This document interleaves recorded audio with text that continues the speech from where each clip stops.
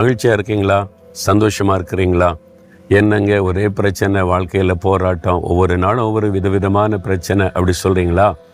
அதெல்லாம் வரட்டும், பிரச்சனை வரும் போகும். ஆனால் கர்த்தருக்குள்ளே நீங்கள் சந்தோஷமாக இருக்கணும். கர்த்தருக்குள்ளே மகிழ்ச்சியாக இருக்கிறது தான் நம்முடைய பலனே. நீங்கள் சோர்ந்து போகணும், துக்கமாக இருக்கணும்னு தான் பிசாசு விரும்புகிறான். என் கர்த்தர் என் கூட இருக்கிறார், இயேசு கிறிஸ்து என் கூட இருக்கிறான்னு கர்த்தருக்குள்ளே மகிழ்ந்து பாருங்கள். பிசாசு கூட பயந்து நடுங்குவான்.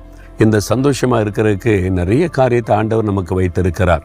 நிறைய பேர் உலக சிற்றின்பத்தில் சந்தோஷத்தை தேடி போகிறாங்க.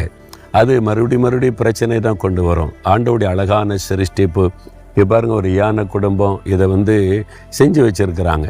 ஆனால் இலங்கை தேசம் வந்தீங்கன்னா, காட்டுக்கு போனீங்கன்னா நிறைய யானைகளை கூட்டமாக பார்க்கலாம். ஒரு முறை என்னை கூட்டிகிட்டு போனாங்களா, அதை பார்த்தா அவ்வளோ சந்தோஷம்.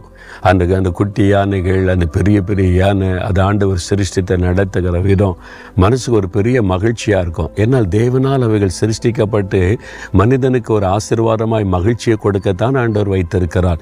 அதனால் இந்த இயற்கை, ஆண்டவரால் சிருஷ்டிக்கப்பட்ட மிருகங்கள், பறவைகள், இதை பார்க்கும்போது மனதில் ஒரு சந்தோஷம் உண்டாகும்.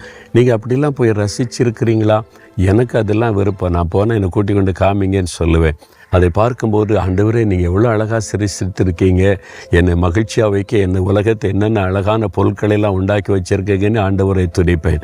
கர்த்தருக்குள்ளே இப்போ மகிழ்ச்சியாக இருங்க. அவர் என் கூட இருக்கிறார், என்னோடு இருக்கிறார், எனக்காகத்தான் இந்த உலகத்தை சிருஷ்டித்திருக்கிறார் அப்படின்னு ஆண்டவருக்குள்ளே மகிழ்ச்சியாக இருந்தீங்கன்னு வைங்களேன், அதுதான் உங்களுடைய பலன். சாத்தான் உங்களை பார்த்து பயப்படுவான். எதுக்கு சொந்து போகிறீங்க?